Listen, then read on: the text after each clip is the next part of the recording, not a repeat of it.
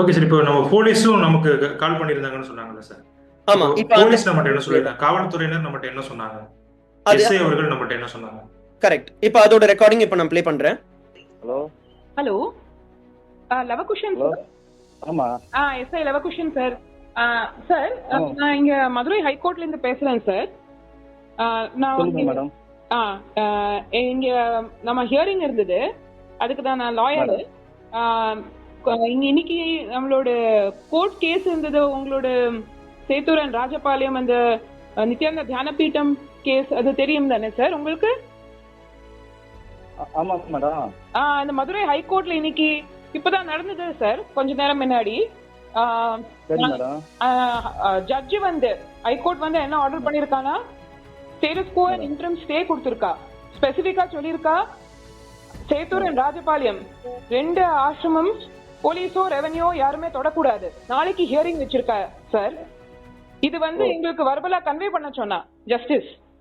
BP இருந்தாதான் எங்களோட சைடுக்கு நீங்களும் கால் பண்ணி சொல்லிடுங்க சொல்லி சொன்னா, நான் கால் பண்ணது. மேடம் ஒரு பிபி வச்சு சொன்னீங்கன்னா கூட கொஞ்சம் நல்லா இருக்கு மேடம். இல்ல, நான் வந்து கவர்மெண்ட் சைடு இல்ல சார். இல்ல பிபி சொல்லிருப்பாங்கல்ல. இல்ல பிபிட்ட ஆல்ரெடி இன்ஸ்ட்ரக்ஷன் கொடுத்தாச்சு ஜஸ்டிஸ். நாங்க வந்து தியானபீடம் சைடு ஆமா ரெண்டு பேருக்கும் சொல்ல சொன்னா. இப்ப நான் கால் பண்ணி சொன்னேன், அப்போ ரிட்டையர்டு அவரு அந்த நம்பர் எனக்கு கிடைக்கல. இப்ப நான் இன்டர்நெட்ல இருந்து உங்களோட நம்பர் கிடைச்சது, அதான் உங்கள்ட்ட சொன்னேன். ஏன்னா இன்னைக்கு கோர்ட் ஹியரிங் நடக்கிறத யாரு போனா தெரியல சார். உங்களோட ஸ்டேஷன்ல இருந்தே ராஜபாளையம் ஸ்டேஷன் யாரோ போயிட்டு சேதூர் ஆசிரம்ல அந்த கதவை உடைச்சு அங்கேருந்து ரெண்டு பெண் சன்னியாசிஸ கொண்டு போயிருக்கா. அவங்க எங்க இருக்கா கூட தெரியல. இப்பதான் நியூஸ் வந்தது சேத்தூர் ஸ்டேஷன்ல இருக்கா சொல்லிட்டு. அதுதான் உங்களை இமீடியட்டா கால் பண்றேன். உங்களுக்கு மேபி ஜஸ்டிஸோட ஆர்டர் பத்தி தெரியாதா இருக்கும். மதுரை ஹைகோர்ட்ல இன்னைக்கு 58 நம்பர்ல வந்தது கேஸ். ஜஸ்டிஸ் ரொம்ப அந்த ஆர்டர் காப்பி ஆர்டர் எதுவும் இருக்குமா madam? Verbal order sir. Verbal order நீங்க பிபிட்ட கேட்கலாம். நம்ம அது பிபி சார்ட்ட கேட்கலாமா? நல்லா கேட்கலாம் நீங்க பிபிட்ட. ஓ சரி சரி மேடம். என்னன்னு வேணா கேட்க. ஏன்னா இப்போ வந்து ரெண்டு சன்னியாசிஸ் இப்போ உங்க ஸ்டேஷன்ல தானே இருக்கா சார்? நான் வெளியில இருக்கேன் மேடம்.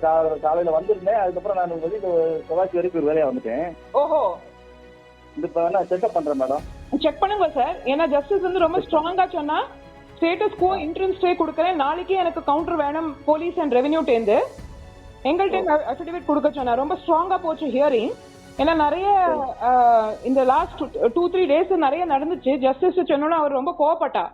யாரு உங்களுக்கு இந்த மாதிரி தைரியம் கொடுக்கறா இந்த மாதிரி இல்லீகலா பண்றதுக்கு சொல்லிட்டு கொஸ்டின் பண்ணா. ஸ்பெசிபிக்கா எங்கள்கிட்ட சொன்னா, நீங்களும் போலீஸ் இன்ஃபார்ம் பண்ணுங்க, ஒன்னும் பண்ணக்கூடாது, நாளைக்கு நான் ஹியர் பண்ண போறேன், அது வேற ஒன்னும் பண்ணக்கூடாது சொல்லி ஸ்ட்ரிக்டா ஆர்டர் கொடுத்துருக்கா சார். சரி மேடம். இந்த என்ன செக் பண்றேன். செக் பண்ணிட்டு கொஞ்சம் அந்த ரெண்டு பொங்கல் வந்து உங்க ஸ்டேஷன்ல தான் இருக்கா சார். அப்படியா? சரி மேடம் சரி மேடம். என்ன செக் பண்றேன். Okay sir. தேங்க்யூ. அதாங்க. இல்ல ஒரு விஷயம் மட்டும் நான் சொல்லணும்னு நினைச்சேன். இந்த காலோட ஹிப்போக்ரஸியை நீங்க பாத்தீங்கன்னா அவ்வளோ கிளியரா தெரியுது. ஏன்னு நான் சொல்றேன், இப்போ ஹைகோர்ட்ல இருந்து ஸ்டே மீன்ஸ் வந்து வெயிட் பண்ணுங்க, கேஸ் வந்து அட்ஜார்ன் பண்ணியிருக்காங்க மண்டேக்கு. அதுக்கு நடுவுல டே அண்ட் நைட் ஒர்க் பண்ணி அட்டாக் பண்ணி தாக்கல் செஞ்சு எல்லாமே பண்ண முடியுது. ஆனா எப்படி கரெக்டா ஹைகோர்ட்ல இருந்து அபிஷியலா ஜஸ்டிஸ் ஒரு இன்ஃபர்மேஷன் கொடுக்கறாரு, ஆனா போலீஸ்க்கு தெரியாம இருக்கும். ஆனா அதே மாதிரி அவங்களோட ஸ்டேஷன்ல எங்க ஆளுங்களை புடிச்சு கடத்தி வச்சிருக்காங்க, ஆனா அவங்களுக்கு தெரியாது. இதெல்லாம் நம்புற மாதிரி இருக்கா? கேட்டா சிவகாசிக்கு வந்திருக்கேன் அப்படின்னு சொல்றேன்.